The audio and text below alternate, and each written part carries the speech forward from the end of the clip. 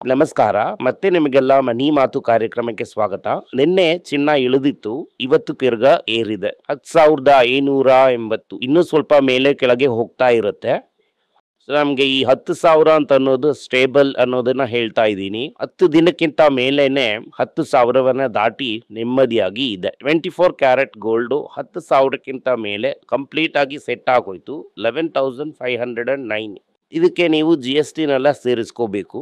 ಹಾಗೆ ರೂಪಾಯಿ 88.71 ಇನ್ನೂ ಕೆಳಗಡೆ ಹೋಗ್ಬೋದಾ, ಹೇಗೆ ಹೋಗ್ಬೋದು ಅಂತ ಹುಡುಕಾಟದಲ್ಲಿದೆ. ಅಮೆರಿಕಾದಲ್ಲಿ ನಿನ್ನೆ ಏನಾಯ್ತು ಅಂತಂದ್ರೆ ಗ್ರೋತ್ ಸೆಕೆಂಡ್ ಕ್ವಾರ್ಟರ್ ಅನ್ಎಕ್ಸ್ಪೆಕ್ಟೆಡ್ ಆಗಿ ಏರ್ತು. ಇದ್ರೂ ಕೂಡ ಮೂಡ್ ಸರಿ ಇಲ್ಲ. ಇನ್ನು ಅಮೆರಿಕಾದಲ್ಲಿ ಬೆಲೆ ಏರಿಕೆಗಳು ಇನ್ನೂ ಜಾಸ್ತಿ ಆಗ್ಬಿಡುತ್ತೆ ಅನ್ನುವಂಥ ಭಯದಲ್ಲೇ ಇದ್ದಾರೆ. ಬೆಲೆ ಏರಿಕೆಗಳು ಜಾಸ್ತಿಯಾಗಿ ಹೋಯ್ತು ಅಂತಂದ್ರೆ ಜನರು ಏನ್ ಮಾಡೋದು ಅನ್ನೋ ರೀತಿಯ ಒಂದು ಚಿಂತೆಗೆ ಒಳಗಾಗಿದ್ದಾರೆ. ಇವತ್ತು ಟ್ರಂಪ್ ಭಾಗವತರು ಬೆಳಗ್ಗೆ ಏಳುವಾಗ ಎಡಭಾಗದಿಂದ ಹಾಸಿಗೆಯಿಂದ ಎದ್ಬಿಟ್ರು. ಅದರಿಂದ ಏನ್ ಹೇಳಿದ್ರು ಅಂದ್ರೆ ಇನ್ನು ಫಾರ್ಮಾ ಕಂಪನಿಗಳೆಲ್ಲದಕ್ಕೂ 100% ಟ್ಯಾರಿಫ್ ಅಂತ ಹೇಳಿದ್ದಾರೆ. ಕೂಡಲೇ ಭಯ ಪಡೋದು ಬೇಡ, ನಮ್ಮ ಊರಿನ ಟ್ಯಾರಿಫ್ ಅಲ್ಲ ಇದು. European and Japanese pharma companies, ಅಮೆರಿಕಾದಲ್ಲಿ ಪ್ಲಾಂಟ್ ಇಲ್ಲದೆ ಇರೋ ಕಂಪನಿ, ಹೇಗೆ ಅಮೆರಿಕಾದಲ್ಲಿ ಹಾಕೋ ಅವನಿಗೆ ಟ್ಯಾಕ್ಸು 100% ಅಂತ ಹೇಳ್ಬಿಟ್ರು. ಆಮೇಲೆ ಈ ಕಿಚನ್ ಕ್ಯಾಬಿನೆಟ್ ಅದು ಇದು ಅಂತ ಸಾಮಾನುಗಳನ್ನ ತಯಾರಿಸುವಂಥವ್ರಿಗೂ ಕೂಡ ಟ್ಯಾಕ್ಸ್. ಸೊ ಓವರ್ ಆಲ್ ಆಗಿ ಇದು ಟ್ರಂಪ್ ವಾರ ಅನ್ನೋ ರೀತಿ ಟ್ರಂಪ್ ಟ್ಯಾಕ್ಸ್ ಅಂತ ಹಾಕ್ತಾನೆ ಇದ್ದಾರೆ. ಇಂಡಿಯಾವೆಲ್ಲ ಕಾಲು ಭಾಗದಷ್ಟು ಒರಿಜಿನಲ್ ಬ್ರ್ಯಾಂಡ್ನ ಮಾಡ್ದಂಗೆ ಜೆನೆರಿಕ್ ಮಾಡ್ತಾ ಇರೋದ್ರಿಂದ ಅವರಿಗೆ ಈಗ ಸದ್ಯಕ್ಕೆ ಟ್ಯಾಕ್ಸ್ ಇಲ್ಲ.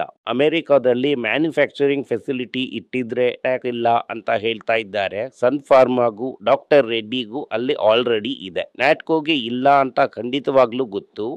ಬಟ್ ಇದೇನೆ ಓವರ್ ಆಲ್ ಆಗಿ ನಮ್ಮ ಟ್ಯಾರಿಫು ಇನ್ನೂ ಇಂಪ್ಯಾಕ್ಟ್ ಆಗೋದಕ್ಕೆ ಮುಂಚೆನೆ ನಾವು ಸರಿಯಾಗಿ ತಗೊಂಡಿದ್ದೀವಿ. ಸೊ ಇಷ್ಟರೊಳಗೆ ಏನು ಹೇಳ್ಬಿಟ್ಟ ಯಾವನೋ ಒಬ್ಬ ಅನಲಿಸ್ಟು 30% ಇಲ್ಲಿಂದ ಇಳಿಬಹುದು ಅಂತ.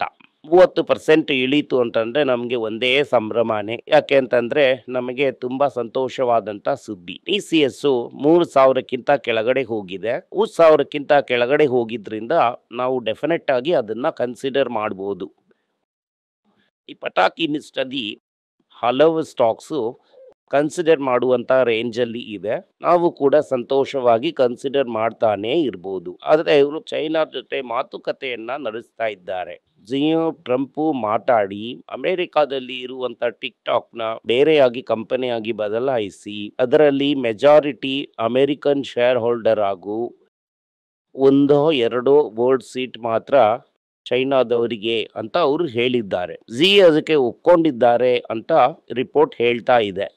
ಇದೇನೆ ಮೈನ್ ಅಮೆರಿಕಾ ನ್ಯೂಸ್. ಅದೇ ಸಮಯದಲ್ಲಿ ನ್ಯಾಟ್ಕೋ ಏನ್ ಮಾಡಿದ್ದಾರೆ ಅಂದ್ರೆ ಅದರ ಅಗ್ರೋಕೆಮಿಕಲ್ ಬಿಸ್ನೆಸ್ CTPR ಅನ್ನೋದನ್ನ ಬೇರೆಯಾಗಿ ಡಿಮರ್ಜ್ ಮಾಡ್ತೀವಿ ಅಂತ ಹೇಳಿದ್ದಾರೆ.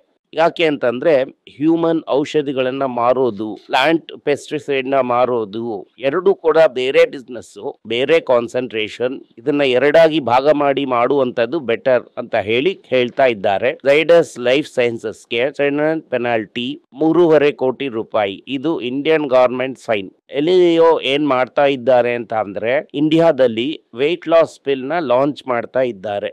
ಅಂದ್ರೆ ಸೂಜಿ ಹಾಕದಂಗೆ ಪಿನ್ಸ್ ಮುಖಾಂತರನೇ ಅದನ್ನ ತಗೋಬಹುದು ಅಂತ ಹೇಳಿದ್ದಾರೆ. ಇವತ್ತು TCS ಇಲ್ಲಿವರೆಗೂ 80,000 ಕೋಟಿ ವ್ಯಾಲ್ಯೂಯೇಷನ್ ಕಡಿಮೆ ಆಗಿದೆ. ಅದರಿಂದ ಇನ್ನೂ TCS ಇಳಿತಾ ನಾವು ಕನ್ಸಿಡರ್ ಮಾಡ್ತಾನೆ ಇರ್ಬೋದು. ಸ್ಟಾರ್ಬಕ್ಸ್ ಏನ್ ಮಾಡ್ತಾ ಇದ್ದಾರೆ ಅಂದ್ರೆ ಬಿಸ್ನೆಸ್ ಇಲ್ಲದೆ ಇರುವಂತ ಸ್ಟೋರ್ಸ್ನೆಲ್ಲ ಎಳೆದು ಮುಚ್ತಾ ಇದ್ದಾರೆ, ರೀಸ್ಟ್ರಕ್ಚರ್ ಮಾಡ್ತಾ ಇದ್ದಾರೆ, ಪ್ರಾಫಿಟಬಿಲಿಟಿಗೋಸ್ಕರ ಹೋಗ್ತಾ ಇದ್ದಾರೆ. ಇದು ಸ್ಟಾರ್ಬಕ್ಸ್ ಇಂಡಿಯಾದಲ್ಲ, ಈ ಸ್ಟಾರ್ಬಕ್ಸ್ ವರ್ಲ್ಡ್ ವೈಡ್.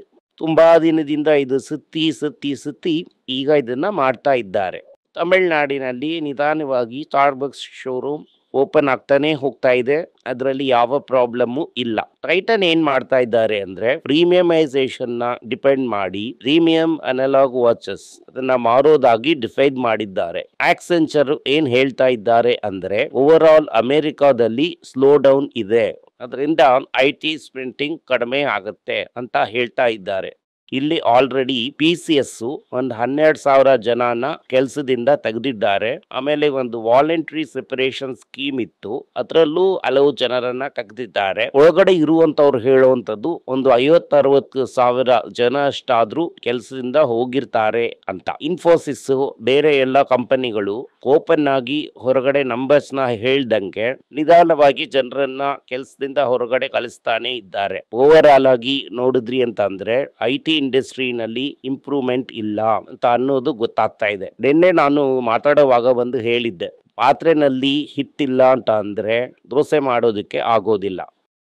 ನೀವು ಎಣ್ಣೆ ಬೆಲೆನ ಕಡಿಮೆ ಮಾಡಿದ್ರಿಂದ ತುಂಬಾ ಜನ ದೋಸೆ ತಿಂತಾರೆ ಅನ್ನೋ ತರ ಹೇಳೋದಕ್ಕಾಗಲ್ಲ. ಒಂದು ಉದ್ಯೋಗ ಅನ್ನೋದು ಇರಬೇಕು. ಉದ್ಯೋಗ ಅನ್ನೋದು ಇದ್ರೆ ಮಾತ್ರ ಸಾಲಲ್ಲ, ನಮಗೆ ಈ ಕೆಲಸ ನಿರಂತರವಾಗಿ ಇರುತ್ತೆ ಅನ್ನುವಂತ ಒಂದು ಕಾನ್ಫಿಡೆನ್ಸ್ ಇದ್ರೆ ಮಾತ್ರ ಜನಗಳು ಆಗ ದುಡ್ಡನ್ನ ಖರ್ಚು ಮಾಡ್ತಾರೆ, ಆವಾಗ ಹೋಲ್ಡ್ ಮಾಡೋದಿಲ್ಲ. ಆದ್ರೆ ಆ ರೀತಿ ಇಲ್ಲ ಅನ್ನೋದ್ರಿಂದ ಜನರು ಕನ್ಸ್ಯೂಮ್ ಮಾಡ್ತಾ ಇಲ್ಲ. ಹೇಗಾದ್ರೂ ಟ್ಯಾಕ್ಸ್ ನ ಕಡಿಮೆ ಮಾಡಿ ಕನ್ಸಂಪ್ಷನ್ ನ ಏರ್ಸೋಣ ಅಂತ ಅನ್ಕೊಂಡ್ರಿ ಅಂದ್ರೆ ಅದು ಆಗಲ್ಲ. ಈಗ ನೋಡಿದ್ರಿ ಅಂತಂದ್ರೆ ನಾನು 2-3 ಕಾರ್ ಡೀಲರ್ಸ್ ಹತ್ರ ಮಾತಾಡಿದ್ದೆ.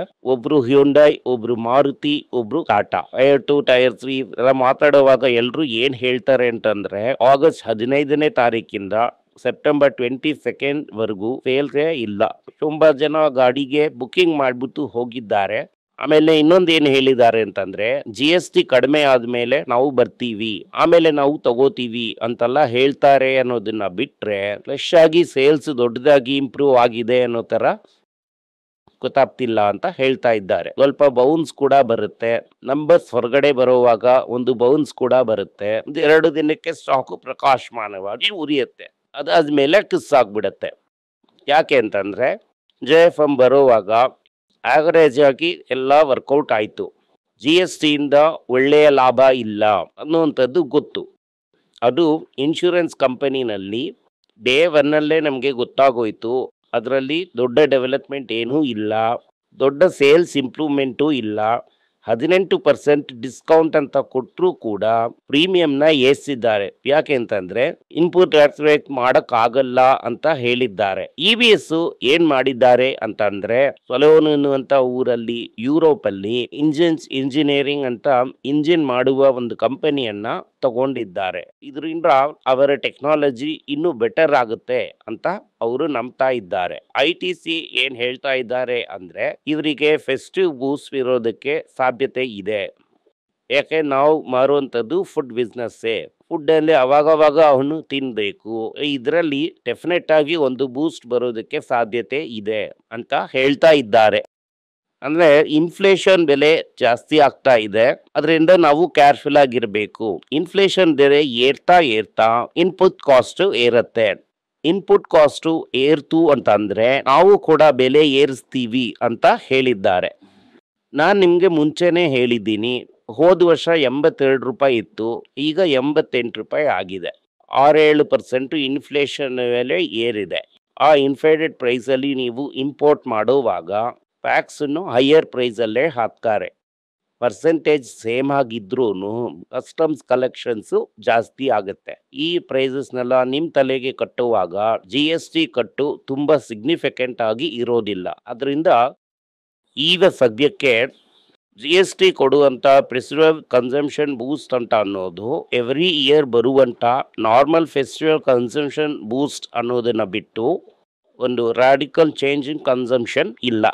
ಆ ಕನ್ಸಂಪ್ಷನ್ ಚೇಂಜ್ ಬರುವವರೆಗೂ ಇಂಡಿಯಾದಲ್ಲಿ ದೊಡ್ಡದಾಗಿ ಟೇಕ್ ಆಫ್ ಆಗೋದಕ್ಕೆ ಸಾಧ್ಯತೆ ಇಲ್ಲ, ಎಕಾನಮಿ ಟೇಕ್ ಆಫ್ ಆಗೋದಕ್ಕೂ ಸಾಧ್ಯತೆ ಇಲ್ಲ. ಇವತ್ತು ಸನ್ ಫಾರ್ಮಾ 5% ಬಿದ್ದಿದೆ, ಅದು 52 week low. Cipla, doctor Reddy, Natco ಎಲ್ಲಾನು 2% ಬಿದ್ದಿದೆ, 52 ವೀಕ್ ಲೋವರೆಗೂ ಹೋಗಿಲ್ಲ. But Sun Pharma already highly overvalued, ಅದರಿಂದ ಎಗ್ರೋಯ್ತು. 4% ಬಿತ್ತು. ಯಾಕೆ ಅಂತಂದ್ರೆ ಅದ್ರ ವ್ಯಾಲ್ಯೂಯೇಷನ್ ತುಂಬಾ ಜಾಸ್ತಿ. ಈಗ ಏನ್ ಮಾಡಿದ್ದಾರೆ ಅಂತಂದ್ರೆ ರ್ಯಾಪಿಡೋದಲ್ಲಿ ಅವರು ಇನ್ವೆಸ್ಟ್ ಮಾಡಿದಂತ ಸ್ಟೇಕ್ಗೆ 2,400 ಕೋಟಿನ ತಗೊಂಡು ಓಡೋಗ್ಬಿಟ್ಟಿದ್ದಾರೆ. ಯಾಕೆ ಅಂತಂದ್ರೆ ರ್ಯಾಪಿಡೋ ಓನ್ಲಿ ಅನ್ನುವಂತ ಒಂದು ಬ್ರ್ಯಾಂಡ್ ಹಾಕಿ ರೆಸ್ಟೋರೆಂಟ್ ಮೂಲಕ ಊಟವನ್ನ ವಿತರಿಸೋದಕ್ಕೆ ಶುರು ಮಾಡಿದ್ದಾರೆ. ಅದರಿಂದ ಈಗ ಬೇರೆ ದಾರಿ ಇಲ್ಲದೆ ಸ್ವಿಗ್ಗಿ 2,400 ಕೋಟಿಗೆ ಆ ರ್ಯಾಪಿಡೋ ಸೇಕ್ನ ಮಾರಿದ್ದಾರೆ. ಓವರ್ ಆಲ್ ಆಗಿ ನೋಡಿದ್ರಿ ಅಂತಂದ್ರೆ ಮಾರ್ಕೆಟ್ ವೀಕ್ ಆಗೇ ಇದೆ. 24,710 ಹತ್ರ ಇದೆ. ಇನ್ನೂ ಒಂದು 100-200 ಪಾಯಿಂಟ್ ಇಳಿಬಹುದು. ಅದರಿಂದ ಅಪ್ಪರ್ ಲೆವೆಲ್ಸ್ ಅಲ್ಲಿ ಮಾರ್ಕೆಟ್ ಇಂದ ಸಸ್ಟೈನ್ ಮಾಡೋದಕ್ಕೆ ಆಗಿಲ್ಲ. ಮಾರ್ಕೆಟ್ ವೀಕ್ ಆಗಿರುತ್ತೆ. ನಮ್ಮ ಪಟಾಕಿ ಲಿಸ್ಟ್ ಅಲ್ಲಿ 1-2 ಅಂತ ಕನ್ಸಿಡರ್ ಮಾಡ್ತಾ, ಅದೇ ಆಗ್ರೆ ಗೋಲ್ಡ್ ಬೀಸ್ ನ ಕನ್ಸಿಡರ್ ಮಾಡ್ಕೊಂಡು ಹ್ಯಾಪಿಯಾಗಿರಿ. ಧನ್ಯವಾದಗಳು.